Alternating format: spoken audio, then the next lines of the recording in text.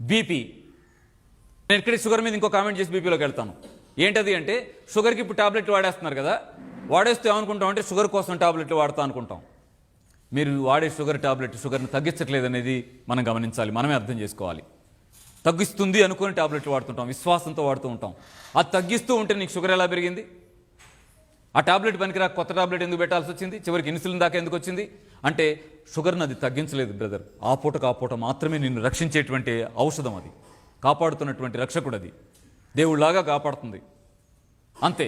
కానీ జబ్బును తగ్గించి రిపేర్ చేయగలిగే కెపాసిటీ ఆ టాబ్లెట్కి లేదు. ఇది గమనించండి. నెక్స్ట్ మరొకటి కూడా చిన్న కామెంట్ చేస్తానన్నాను కదా, అదేంటంటే ఎంత మొరటుగా మనం వైద్యం చేస్తామంటే షుగర్కి అనేదాన్ని మీకు చిన్న ఉదాహరణగా చెప్తాను. ప్యాంక్రియాస్లోంచి ఇన్సులిన్ ఎక్కువ ఉత్పత్తి కావడానికి వీలుగా టాబ్లెట్ వేస్తూ ఉన్నాం. ఎన్ని టాబ్లెట్లు, ఎన్ని కంపెనీలో, ఎన్ని రకాల టాబ్లెట్లు. అవి ఏం చేస్తున్నాయి? లోపలికి వెళ్ళి షుగర్ని తగ్గిస్తున్నాయి అంటున్నాం. కాదు, అవి లోపలికి వెళ్ళి వాటి పవర్తో ప్యాంక్రియాస్ని ఒత్తిడి చేస్తున్నాయి. ఇంకా ఎక్కువ పవర్ఫుల్గా ఇన్సులిన్ ఉత్పత్తి చేయని ఒత్తిడి చేస్తూ ఉన్నాయి ప్యాంక్రియాస్ని. ప్యాంక్రియాస్ ఒత్తిడికి గురే ఏం చేస్తూ ఉంది? ఉదాహరణకి ఒక టాబ్లెట్ వేస్తే కాస్త పని చేస్తుంది, రెండో టాబ్లెట్ వేస్తే పాపం ఇంకా కాస్త పని చేస్తుంది, మూడో టాబ్లెట్కి ఇంకా కాస్త పని చేస్తుంది, ఆగిపోతుంది. ఏంటిది అంటే, ఒక దున్నపోతుని బండి కట్టాం, ఆ బండి మీద ఒక 3 బస్తాలు వడ్లేసాం, అది మామూలుగా వెళ్తూ ఉంది. 4వ బస్తా వేస్తే ఆగిపోయింది, పడుకుంది. అప్పుడు ఏం చేసామంటే చండ్రకోల పెట్టి ఒక్కటేసాం, లెగిసి నడిచింది. ఇది మనం షుగర్లో ప్యాంక్రియాస్ మీద చేస్తున్న పని. ఒక టాబ్లెట్ వేసాం, అమ్మయ్య లెగిసి నడిచింది.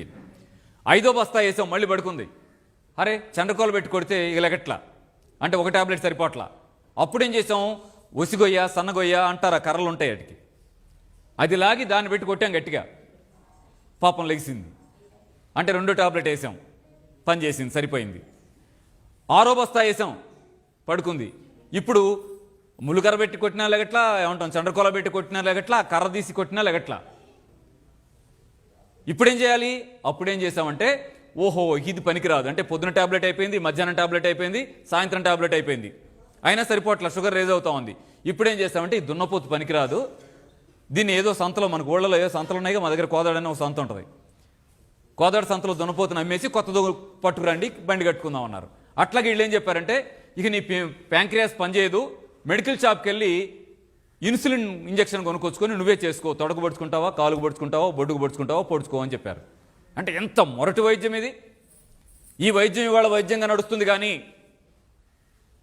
2019లో మనం మాట్లాడుకుంటున్నాం. కానీ 25 ఏళ్ళు 50 ఏళ్ళు గడిచిపోయిన తర్వాత మన పిల్లలు డాక్టర్లు అవుతారే, ఆ రోజు వాళ్ళు పాత డాక్టర్లందరినీ నిలయరా? వీళ్ళు పుస్తకాల్లో ఏముంది, మీరేం చేశారా మా అమ్మా నాన్నల్ని అని చెప్పి అడిగితే వాళ్ళకి వీళ్ళేం సమాధానం చెప్పుకుంటారు? వీళ్ళకు ధైర్యం ఉంది, ఏమనంటే అప్పటిదాకా మేము బతుకుంటామా అని. అట్లాంటి పిల్లలు తయారయ్యి ఏం పనండి ఇది? రీజన్ అయితే ఎప్పుడో చెప్పుంటే మీరు ఎలా చేశారేంటి, షుగర్ విషయంలో ఇంత బిజినెస్ చేశారు అని డాక్టర్లే అడిగే రోజు ఇప్పుడెక్కడ వస్తుందిలే, కొత్త తరాలు వచ్చినప్పుడు కదా అని వీళ్ళ ధైర్యం. కానీ ఇప్పటికే వైద్య విజ్ఞానం ఇలా చాలా సూటిగా ప్రకటించింది, చేయాల్సిన పని కర్ర పెట్టి కొట్టడం, ములుగర్ర పెట్టి కొట్టడం కాదు, సెల్స్ని క్లీన్ చేసుకోవడం, ఆ బస్తా బరువును తీసేయడం, లోపల బస్తాలుగా సెల్స్లో పేరుకున్నటువంటి రసాయనిక మలినాన్ని క్లీన్ చేసుకోవడం మనం చేయాల్సిన పని. ఆ దున్నపో శుభ్రంగా వెళ్ళాలంటే, ఆ ఎద్దు శుభ్రంగా నడవాలంటే. ఇది సార్. అలాగే రెండవది గమనించండి మీరు, బీపీ ఉంటుంది, బీపీకి టాబ్లెట్ వేస్తూ ఉంటాం. టాబ్లెట్ వేస్తూ మనం ఏం భావిస్తామంటే, అమ్మయ్య టాబ్లెట్ వేయకపోతే బీపీ రేజ్ అయిపోతే ఏమైపోతానో, అది ఉంది కాబట్టి కాస్త కంట్రోల్లో ఉన్నాను అనుకుంటూ ఉంటాం. కానీ మీరు బీపీ టాబ్లెట్ని గమనించారా? ఏం టాబ్లెట్ వేసుకుంటున్నారో, ఏం టాబ్లెట్ వేసుకుంటున్నాం అనగానే ఏదో ఒక పేరు చెప్పేస్తారు. కానీ మీరు చెప్పే పేర్లన్నీ కూడా కంపెనీల పేర్లు మాత్రమే, కంపెనీల పేర్లు మాత్రమే. ఆ కంపెనీ అంటే ఉదాహరణకి మీరు వేస్తున్నటువంటి డయూరిటిక్స్ అనేటువంటి మందుని మీరు వేసుకుంటారు, డయూరిటిక్స్ అని దాని మీద ఉండకపోవచ్చు. ఎలాంటిది అంటే, పారాసెటమాల్ తెలుసు కదా, జ్వరానికి వేస్తాం కదా, ఒకళ్ళు పారాసెటమాల్ వేస్తే ఇంకొకళ్ళు ఏమేస్తారు, పారాసెటమాల్ వేయాలని ఏం లేదు, డోలో వేస్తారు. ఇంకోళ్ళు డోలో వేస్తే డోలో వేయాలని ఏం లేదు, ఇంకొకళ్ళు ఏం చేస్తారు, బ్రూఫినా ఏదో ఉంటుంది, ఇంకోటి కాల్పాల, అంటే ఇలా ఇప్పుడు 10 పేర్లు తేవచ్చు ఇక్కడి నుంచి. కానీ అసలు విషయం ఏంటంటే, మీరు చెప్తున్నటువంటి ఈ 10 పేర్లలో కూడా ఉండేది పారాసెటమాల్ మందే. ఇది గమనించండి. ఈ పేరు చెప్తే ఇంకొక మందు, ఆ పేరు చెప్తే ఇంకొక మందు ఏం కాదు. ఈ 10 టాబ్లెట్లలో ఉన్నది ఏం మందు?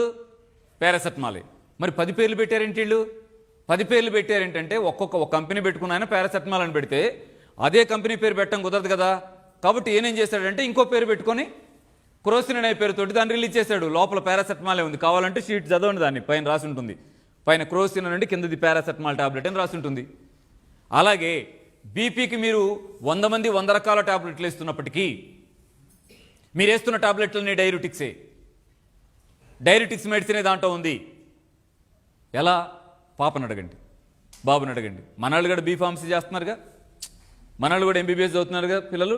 ఇంట్లో అడగండి, చెప్తారు వాళ్ళు. ఏంటి నాన్న దీన్ని ఏమంటారంటే డైయూరిటిక్స్ అంటారు అని. ఆ డైయూరిటిక్స్ ఏం చేస్తారంటే ఒక్కొక్క కంపెనీ ఒక్కొక్క పేరు పెట్టుకుంటుంది. బీపీకి డైయూరిటిక్స్ వాడతారు, ఆల్ఫా బ్లాకర్స్ వాడతారు, బీటా బ్లాకర్స్ వాడతారు. ఇలా రకరకాల టాబ్లెట్స్ ఉన్నాయి. కానీ వీటన్నిటిని కూడా ఏ హార్ట్ ప్రాబ్లమ్స్లోనో, ఏ సీరియస్ బ్రెయిన్ స్ట్రోక్స్లోనో వాడతారే కానీ రోజువారీ మనాళ్ళు వాడేవన్నీ కూడా డైయూరిటిక్సే, గుర్తుపెట్టుకోండి. అంటే 100కి 99 మంది వాడుతున్న టాబ్లెట్లు అన్నీ అది ఏ కంపెనీ అయినా డైయూరిటిక్సే. ఇక్కడ నేను ఒక చిన్న మాట చెప్తాను. డైయూరిటిక్స్ అంటే వాడితే ఏంటి, ఏమంటావు ఇంతకీ? ఏమంటున్నానంటే ఇక్కడ మనం బీపీని అర్థం చేసుకోవాలి. బీపీ ఒక్కసారి వస్తే తగ్గంది, టాబ్లెట్ తప్ప దిక్కులేదు అనుకున్నామే. ఆ టాబ్లెట్ ఏం చేస్తుంది, దాని వర్క్ ఏంటి గమనించండి.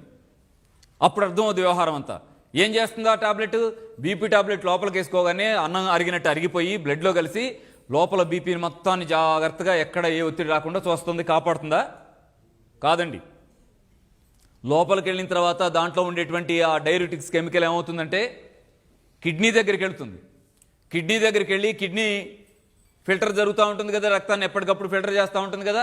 అక్కడ ఫిల్టర్స్ వచ్చిన బ్లడ్లో ఉన్నటువంటి ఉప్పుని ఫిల్టర్ చేసి బ్లాడర్లోకి, యూరిన్ బ్లాడర్లోకి వెళ్ళేట్టుగా చేయడమే ఈ డ్రగ్ డ్యూటీ. గుర్తుపెట్టుకోండి. ఎప్పటికప్పుడు రక్తంలో ఉన్న సోడియంని యూరిన్ బ్లాడర్లోకి వెళ్ళేట్టుగా చేసేయడమే, యూరిన్లోకి వచ్చేట్టుగా చేసేయడమే ఈ డ్రగ్ డ్యూటీ. అంటే ఏం జరుగుతుంది ఇక్కడ? బీపీ ఎందుకు కంట్రోల్లో ఉంటుంది? ఎందుకు కంట్రోల్లో ఉంటుందంటే మీరు నెత్తురులో ఉండేటువంటి ఉప్పుని యూరిన్లోంచి బయటికి వెళ్ళిపోయేటట్టుగా చేస్తూ రోజువారీ బీపీ కంట్రోల్లో ఉండేట్టుగా ఈ టాబ్లెట్ చేస్తుంది. దీని అర్థం ఏంటి? సరిగ్గా అర్థం చేసుకుంటే 2 రకాలుగా అర్థం చేసుకోవచ్చు దీన్ని కూడా. ఓహో, రోజు వేసుకోవాల్సిందే, ఎందుకంటే రోజు ఉప్పుని ఫిల్టర్ చేయకపోతే నష్టపోం అనుకోవాల్సిందే. ఇంకొక రకంగా ఎలా అర్థం చేసుకోవాలంటే మనం ఉప్పు తింటాం ఎందుకు, టాబ్లెట్ వేసుకుంటే అది ఉప్పుని కిడ్నీలోంచి తీసేయడం ఎందుకు? ఏం కావాలి? ఉప్పు తగ్గించుకుంటే పోలా? అంటే ఎంత సింపుల్ టెక్నిక్ అంటే బీపీ తగ్గాలంటే ఏం చేయాలంటే బీపీతో ఆడుకోవద్దు, చాలా డేంజర్, అది ప్రమాదకరమైనది. అది ఏంటి ప్రమాదం? లోపలుండే ఉప్పును తీసేసే టాబ్లెట్ వేసుకుంటేనేమో రక్షణ, లోపలికి ఉప్పు వేయకుండా ఆగితేనేమో ప్రమాదమా? ఏం ఆలోచిస్తున్నాం మనం? మనమేం ఆలోచిస్తున్నాం కాదు. ఏం నేర్పుతున్నారు మనకి? ఏం నేర్చుకుంటున్నాం మనం? మనమే ఆలోచించుకోవాల్సిన బాధ్యత మనమే తీసుకోవాల్సిందే. దృష్టిలో పెట్టుకోండి. నేను ఇంకో టాబ్లెట్ కూడా చెప్తాను మీకు అలాంటిదే. ఇప్పుడు చాలామంది ఏం చేస్తారంటే మోకాళ్ళ నొప్పి వస్తుంది, నడుము నొప్పి వస్తుంది, మెడ నొప్పి వస్తుంది. మెడ నొప్పులు కావు ఇవి. మోకాళ్ళకు చిన్న పట్టి, నడుముకో పెద్ద పట్టి, మెడకో చిన్న పట్టి, కడియాలు వడ్డానాలు పెట్టినట్టు పెట్టి తిరుగుతూ ఉంటాం. తిరిగి అదో సింపతి మనకి వస్తూ ఉంటుందిగా. ఏంటి సార్ రామచంద్రరావు గారు మెడకి పెట్టారండి అంటే కొంచెం ఈ మధ్య ఈ అరిగిపోయినాయండి. అటు పేర్లు కూడా వాళ్ళు చెప్పేస్తారు 4 సార్లు, లేదా ఎంఆర్ఐ చేస్తారు కదా, అవి గుర్తొస్తాయి. దాన్ని ఎల్ అంటారా, సి అంటారా, ఏమంటారు, ఎస్ అంటారా, ఇవన్నీ బట్టికి వచ్చేస్తాయి. వచ్చి చెప్పేస్తుంటాం అరిగిపోయినాయండి, అరిగిపోయినా. అయ్యో మీ అరిగిపోయినాయా? ఏంటి అరిగిపోయేది? అర్థం కాల. భూమి దవ్యేమో ఎముక దొరికింది, ఇది 5 కోట్ల సంవత్సరాల క్రితం పుట్టిన డైనోసార్ ఎముక అని చెప్తావా?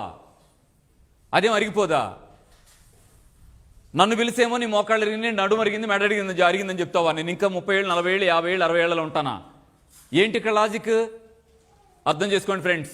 అసలు వ్యవహారం ఏంటంటే శరీరం లోపల ఎముకలలో 2 రకాల కణాలు ఉంటాయి, ఆస్టియోబ్లాస్ట్, ఆస్టియోఫ్లాస్ట్ అని. ఈ రెండింటి డ్యూటీ ఏంటంటే ఒకటేమో ఎప్పటికప్పుడు ఎముకను అరిగించే ప్రయత్నం చేస్తూ ఉంటుంది, రెండోదేమో ఎప్పటికప్పుడు కాల్షియంని తీసుకొని రీఫిల్ చేసే ప్రయత్నం చేస్తూ ఉంటుంది. పుట్టిన దగ్గర నుంచి చచ్చిపోయేదాకా జరిగేటువంటి కామన్ ప్రాసెస్, చాలా సాధారణమైన మెటబాలిక్ ప్రాసెస్. అది ప్రతి శరీరంలో జరుగుతూ ఉంటుంది. కాబట్టి ఎముకలు అరిగిపోయినాయి అనొద్దు. ఈ అరిగిపోయినాయి అనే సందర్భం ఏంటి కూడా నేను మళ్ళీ చెప్తాను. ఇక్కడ టాబ్లెట్ మాట్లాడుతున్నాం కదా, ఈ టాబ్లెట్ వరకు పరిమితమై చూడండి. ఇప్పుడు ఆ మోకాళ్ళ నొప్పి వచ్చింది, ఏం టాబ్లెట్ వేసాం? ఏదో పెయిన్ కిల్లర్ వేసాం. ఏదో పెయిన్ కిల్లర్ ఎందుకు? అందరికీ బాగా తెలిసిన సాధారణమైన పెయిన్ కిల్లర్ ఏంటి తెలుసా? జ్వరానికి తెచ్చి వేసుకుంటాం, ఒళ్ళు నొప్పులు ఉంటే కూడా డాక్టర్ దగ్గరికి వెళ్ళకుండా తెచ్చి వేసుకుంటాం పారాసెటమాల్. జ్వరానికైనా అదే, ఒళ్ళు నొప్పులైనా అదే. రోజు పారాసెటమాల్ వేసుకుంటే అమ్మయ్య పర్వాలేదండి అనేస్తాం. ఇప్పుడు ఇక్కడ నా ప్రశ్న ఏంటంటే పారాసెటమాల్ వేసుకోవడమే మన డ్యూటీయా, ఈ పారాసెటమాల్ అంటే ఏంటి, లోపలికి వెళ్ళి నన్ను ఏం చేస్తుంది అని తెలుసుకోవడం కూడా మన బాధ్యత మనం తీసుకోవాలి. అంటే అయ్యని నేర్చుకోమంటావా అనకండి.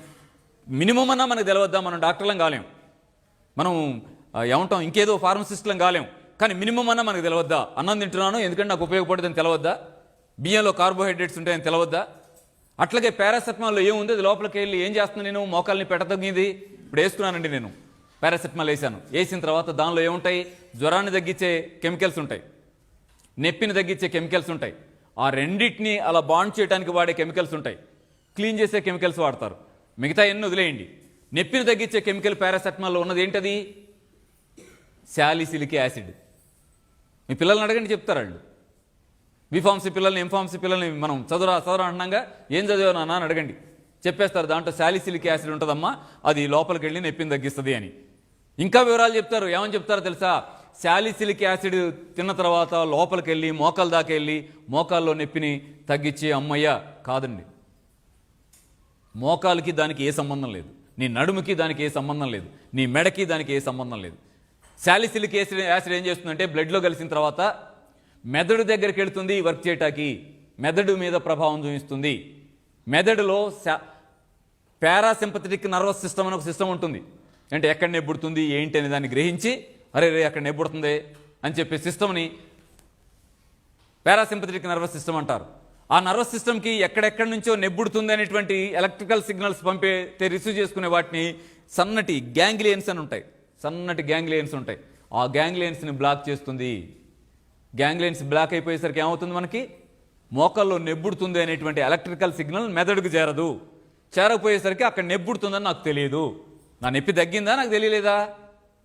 నా నొప్పి ఒకటి ఉందని నాకు తెలియలా. ఇది కదా విషయం. మోకాల్లో నొప్పి తగ్గలేదు, మోకాలు రిపేర్ జరగలేదు, మోకాల్లో బాధ అంతా మోకాల్లో ఉంది, పాపం అది నలిగిపోతా ఉంది, బాధపడతా ఉంది, నెబ్బుట్టి ఏడుస్తూ ఉంది.